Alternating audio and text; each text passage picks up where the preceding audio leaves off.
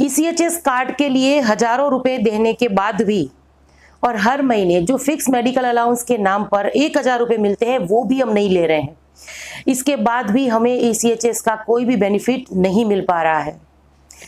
बहुत सारी शिकायतें आती हैं मेरे वेटरन्स भाई हो चाहे फैमिली पेंशनर्स बहनें हो, उनके इस तरीके की।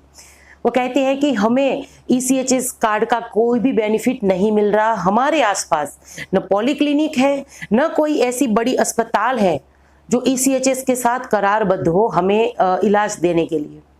तो इसके लिए आपको कुछ प्रयास जरूर से करने चाहिए और आवाज उठानी इसके लिए बहुत जरूरी है। आज इस वीडियो में इसके बारे में बात करूंगी। इसी के साथ साथ मेरा खुद का एक्सपीरियंस जो है ईसीएचएस के साथ वो भी शेयर करूंगी और एक लेटर शेयर करूंगी जो ईसीएचएस ने सभी पॉलीक्लिनिक को लिखा है, लताड़ लगाई है कि आपकी तरफ से जो ये गलतियां हो रही है, पेंशनर्स को जो ईसीएचएस के बेनिफिशरीज हैं उनको जो ये परेशानी हो रही है ये नहीं होनी चाहिए। वो लेटर भी शेयर करूंगी। इसी के साथ साथ देखिए, अग्निवीर को लेकर, उनको परमानेंट करने को लेकर अब सैनिक संगठनों में भी उनके द्वारा कुछ मांगे उठाई जा रही है, वो लेटर आज के इस वीडियो में शेयर करूंगी। इसी के साथ साथ जो मैं वीरांगना हेल्पलाइन की जानकारी जो मैं अपने वीडियो में शेयर कर रही हूँ, डिपार्टमेंट की जानकारी शेयर कर रही हूँ, जो भूतपूर्व सैनिकों के साथ साथ जो फैमिलीज हैं उनके लिए ये एक डिपार्टमेंट खोला गया है कि उनको कुछ परेशानी ना आए। वो किस तरीके से काम कर रहा है और किस तरीके से हमें हेल्पफुल हो रहा है, वो सारी डिटेल जो है वो आज के इस वीडियो में शेयर करूंगी।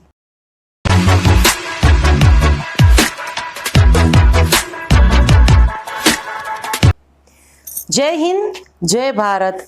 मैं हूं रीना सुथार और स्वागत करती हूं आपका मेरे इस चैनल में। जैसे कि वीडियो के शुरू में मैंने कहा था कि हजारों रुपए ईसीएचएस कार्ड के नाम पे देने के बावजूद और हर महीने जो फिक्स मेडिकल अलाउंस मिलता है वो भी हम नहीं ले रहे। इसके बावजूद जो दूर दराज के जो गांव हैं उनमें जो हमारे भूतपूर्व सैनिक भाई रह रहे हैं उनको ईसीएचएस का बेनिफिट नहीं मिलता है। गंभीर से गंभीर बीमारी अगर हो तो उसमें ईसीएचएस कार्ड हमें हेल्पफुल होता ही है। उसके साथ अगर ऑपरेशन हो, कैंसर, डायबिटीज, ऐसी जो दूसरी बीमारियां हैं, ब्लड प्रेशर की जो बीमारियां हैं जिनमें रेगुलर दवाइयां खानी पड़ती हैं, वो दवाइयां नहीं मिल पा रही है टाइम से, उसके लिए जो पेंशनर्स है वो यहाँ वहाँ धक्के खा रहे हैं। ऐसी बहुत सारी परेशानियां जो हैं वो वेटरन्स या फैमिली पेंशनर्स के सामने आ रही है। तो उसको लेकर क्या करना है, देखिए यहाँ पर मैं ये कहना चाहूंगी, जो जानकारी मेरे साथ शेयर हुई है, आज एक लेटर भी मैं इसको लेकर शेयर करूंगी कि ईसीएचएस खुद को लगातार बेहतर से बेहतर बनाने की कोशिश कर रहा है और ये एक सच्चाई है। क्योंकि बहुत सारे वेटरन्स ये कह रहे हैं कि हमने हमारे जो पैसे हैं वो फालतू में दिए हैं, उसका कोई भी बेनिफिट नहीं हमें मिलेगा। इसके लिए देखिए, जो वेटरन्स हैं चाहे फैमिली पेंशनर्स हैं, उनको सही जानकारी होनी चाहिए कि आपके आसपास कोई अगर बड़े अस्पताल है जिनका करार हुआ है ईसीएचएस के साथ, तो अगर इमरजेंसी हो तो आप वहां पर तुरंत दाखिल हो जाते हैं, हो सकते हैं वहां, उसके लिए आपको रेफर लेटर की कोई जरूरत नहीं होती है। तो इसकी जानकारी सभी तक को होना बहुत जरूरी है। इसी के साथ साथ अगर आपके आसपास कोई ऐसा बड़ा अस्पताल है, जाना माना अस्पताल है और उसका करार ईसीएचएस का साथ नहीं हुआ है, तो आप उनको लेकर प्रयास कीजिए। जरूरी नहीं है कि आप किसी संगठन के साथ जुड़े हो तो ही आप उनको लेटर लिख सकते हैं। भाई, आपको अगर ईसीएचएस की जो सुविधाएं नहीं मिल रही है तो उसको लेकर आप ईसीएचएस को लेटर लिखिए, ईसीएचएस हेडक्वार्टर को ये लेटर लिखिए और बताइए कि भाई मैं एक ईसीएचएस कार्ड धारक हूं लेकिन इसके कोई भी बेनिफिट में नहीं ले पा रहा हूं, क्योंकि ना हमारे आसपास कोई पॉलीक्लिनिक है और ना ही कोई ऐसी अस्पताल है जिसका करार हुआ है। क्योंकि देखिए, मैं यहाँ पर ये जरूर से याद दिलाना चाहूंगी कि इमरजेंसी में अगर कोई भी ऐसा अस्पताल है जिसका ईसीएचएस के साथ करार हुआ है तो इमरजेंसी में अगर आपके पास ईसीएचएस का कार्ड है तो वहां एडमिट हो सकते हैं। कैशलेस सुविधा है ये, एक भी पैसा वहां पर नहीं देना पड़ता है। नहीं तो आप जानते हैं कि अगर एडमिट हो हॉस्पिटल में होना पड़े तो वहां पर वो हमें डिपॉजिट भरवाते हैं 10,000 20,000 इस तरीके से। तो अगर हमारे पास ईसीएचएस का कार्ड है तो ये हमें फायदा हो जाता है, कोई पैसा नहीं देना पड़ता। इसके बाद वो सारी जो बिलिंग होता है वो फाइल उसकी बन के खुद ब खुद ईसीएचएस के पास जाती है, अप्रूव हो जाती है अगर वो हॉस्पिटल करारबद्ध है तो। और इसको लेकर अगर आपके आसपास कोई ऐसी अस्पताल नहीं है तो आप कार्रवाई करिए। और अगर कुछ गाइडेंस चाहिए तो आप मुझे कभी भी कॉल कर सकते हैं, मैं आपको गाइड करूंगी किस तरीके से आपको क्या कार्रवाई करनी है। और इसको लेकर जरूर से आपको ये काम करना है। और आज मैं अपना भी एक एक्सपीरियंस शेयर करूंगी। देखिए, हम जहाँ पर रह रहे हैं आप सभी जानते हैं, अगर रेगुलर हमारे वीडियोस देख रहे हैं तो मैं यहाँ भावनगर गुजरात में रहती हूँ। तो हमारे यहाँ कोई भी पॉलीक्लिनिक नहीं है। इसी के साथ पहले कोई भी ऐसी बड़ी अस्पताल नहीं थी जिसका ईसीएचएस के साथ करार था, बल्कि कोई अस्पताल थी ही नहीं। अगर हमें इमरजेंसी में भी दाखिल होना हो तो प्राइवेट में अपने खर्चे पे दाखिल होना पड़ता था। इसके बाद हमारे यहाँ जो एक भूतपूर्व सैनिक संगठन है, उनके जो अध्यक्ष हैं पीडी गोयल सर, उन्होंने काफ़ी मेहनत के बाद एससीजी जैसी बड़ी अस्पताल को ईसीएचएस के साथ करारबद्ध करवाया और उसका फ़ायदा अभी तक 270 से ज़्यादा जो भूतपूर्व सैनिक हैं, चाहे फैमिली पेंशनर्स हैं, उनको मिला है। ये 4-5 महीने के अंदर अंदर हार्ट अटैक हो या कैंसर हो, ऐसी बड़ी बड़ी बीमारियों में भूतपूर्व सैनिक इसका फ़ायदा ले पाते हैं। इसी के साथ अभी कुछ दिनों पहले जब मेरे हस्बैंड को इमरजेंसी में एडमिट करवाना पड़ा, तब मुझे इसका सही तरीके से ध्यान आया कि वो ये ईसीएचएस का कार्ड किस तरीके से काम करता है, तो वो मैं शेयर कर रही हूँ अभी आपके साथ। देखिए, इमरजेंसी में मैं मेरे हस्बैंड को लेके गई थी सुबह 6:30-7 बजे के आसपास। तो अस्पताल में जाके मैंने उनको एडमिट करवाया। उनको सांस लेने में दिक्कत आ रही थी और काफ़ी हालत उनकी सीरियस थी। तो इसके बाद तुरंत ईसीएचएस का कार्ड मैंने वहाँ पर सबमिट करवाया और उनको इमरजेंसी में दाखिल तो पहले कर ही दिया था, लेकिन मुझे एक भी पैसा नहीं देना पड़ा। फिर वहाँ पर वो 3 दिन एडमिट रहे और इसके बाद जो बॉटल्स लगी उनको, जो वहाँ पर दवाइयाँ, एंटीबायोटिक्स वगैरह उनकी चली, जो भी ट्रीटमेंट हुआ वो सब कार्ड में हुआ। दवाइयाँ भी उन्होंने हमें अस्पताल के तरफ से दी, कुछ बॉटल्स भी दी, और उसके बाद भी जो अभी दवाइयाँ चालू है वो भी सब ईसीएचएस कार्ड में भी होगी। ये मैं आपके साथ इसलिए शेयर कर रही हूँ ताकि अभी जैसे कि मुझे बहुत सारे कॉल आते हैं कि हम इसका फ़ायदा नहीं ले पाते हैं, तो आप भी इसको लेकर प्रयास करिए ताकि आपके हज़ारों रुपए, बल्कि कई बार तो लाखों रुपए तक बचते हैं। इसी के साथ देखिए, मैं यहाँ पर ये याद दिलाना चाहूँगी, कुछ दिनों पहले मैंने ईसीएचएस का एक लेटर शेयर किया था। उसमें भी ईसीएचएस ने पॉलीक्लिनिकों को लताड़ लगाई थी कि आप सही तरीके से जो वेटरन्स हैं या फैमिली पेंशनर्स हैं उनके डाटा कलेक्ट करिए, हर महीने मीटिंग करिए जिसमें भूतपूर्व सैनिकों को बुलाइए, उनकी परेशानी सुनिए। सबसे ज़्यादा परेशानी है दवाओं का नाम मिलना, यानी heart attack, diabetes, blood pressure, ऐसी बीमारियां जिसमें रेगुलर पेंशनर्स को, चाहे फैमिली पेंशनर्स को दवाइयां खानी पड़ती है।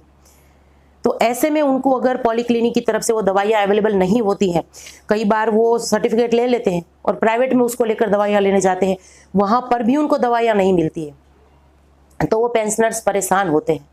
तो उसके लिए देखिए ईसीएचएस भी काम कर रहा है और किस तरीके से पॉलीक्लिनिक को लताड़ लगा रहा है, वो लेटर जो है, चलिए अब मैं वो शेयर करती हूँ। तो देखिए, जैसे कि अभी आप स्क्रीन पर देख पा रहे हैं, central organisation ECHS, integrated headquarter of ministry of defence, AG branch की तरफ से ये लेटर आया है जो सभी पॉलीक्लिनिक को लिखा गया है और ये 13 अक्टूबर 2023 का लेटर है। तो यहाँ पर देखिए, सब्जेक्ट है permission for treatment oblique investigation in respect of ECHS beneficiaries availing treatment for diabetic, hypertension and other, यानी कि और भी जो हार्ट से संबंधित अगर कोई बीमारी है, चाहे कोई डायलिसिस है या कैंसर है, ऐसी बीमारी वाले जो पेंशनर्स हैं उनको जो रेफर लेटर दिया जाता है वो कितने दिन तक मान्य रहता है, उसको लेकर यहाँ पर जानकारी दी गई है। और इसी के साथ साथ ये जो रेफर लेटर है कितने दिनों तक मान्य रहता है, इसको लेकर जो पॉलीक्लिनिक है वो अपनी तरफ से किस तरीके से मनमानी कर रहे हैं, उनको लेकर इसमें जो इनको फटकार लगाई गई है। तो देखिए, इसके बारे में यहाँ पर कहा गया है, लेटर वगैरह की इसमें रेफरेंस दी गई है।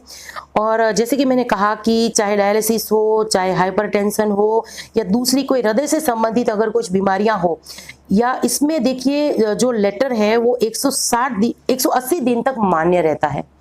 इसके बाद अगर कुछ डेंटल संबंधित अगर कुछ आप दवाइयाँ करा रहे हैं, इलाज करा रहे हैं, तो वो लेटर 60 दिन तक मान्य रहता है।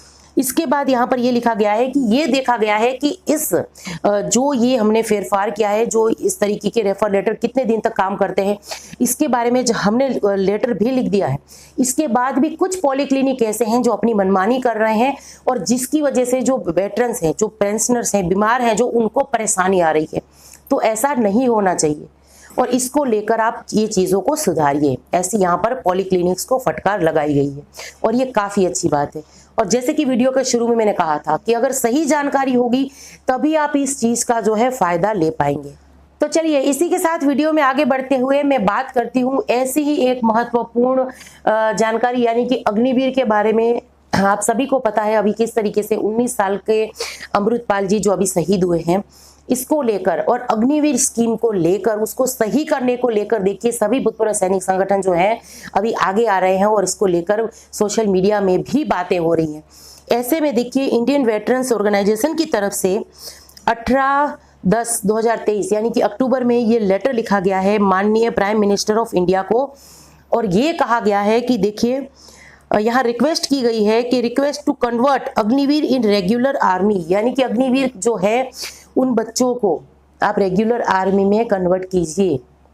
यानी सीधे सीधे यहाँ पर कहा गया है कि सेना के साथ कोई खिलवाड़ नहीं होना चाहिए। एक सेना एक मजबूत होनी चाहिए जो देश के लिए सबसे ज़्यादा ज़रूरी है। और इसके बारे में यहाँ पर बात करते हुए लिखा है कि देखिए किस तरीके से जो शहीद अमृतपाल जी का शव जब उनका पार्थिव देह जब उनके गांव आया तो प्राइवेट एम्बुलेंस में आया और जो 2 बंदे वहां पर उनको उनके पार्थिव देह को उनके घर पहुंचा के गए।